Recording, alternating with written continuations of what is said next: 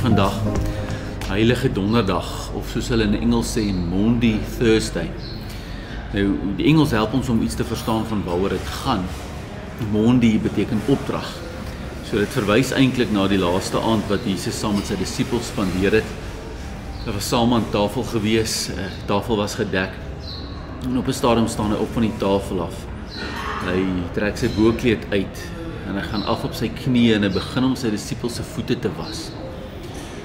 Nou, die daad van voetewassing in die antieke wêreld was absolute daad van diens, van liefde, van opoffering.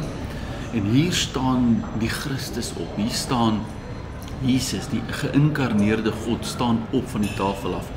Hy gaan af op sy knieë en hy begin om die voete van sy disippels te was. Iets wat vir diensknegte eintlik bedoel was. En as hy daar opstaan, dan sê hy, wat ek nou gedoen het, verstaan julle dalk nie.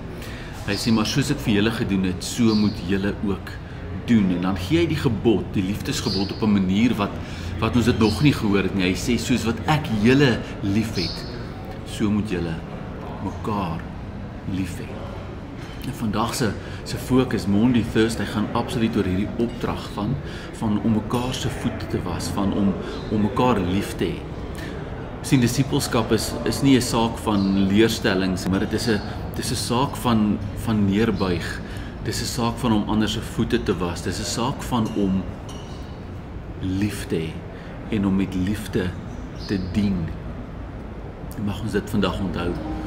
Mag ons vandag nadink oor die mense in ons lewens. Mag ons neerbuig, mag ons afgaan op ons knieë en spreekwoordelik hulle voete was. Mag ons mense en die mense in ons lewens, die mense rondom ons, wat rond ons werk, wat by die huis is ensovoorts, mag ons mekaar dien.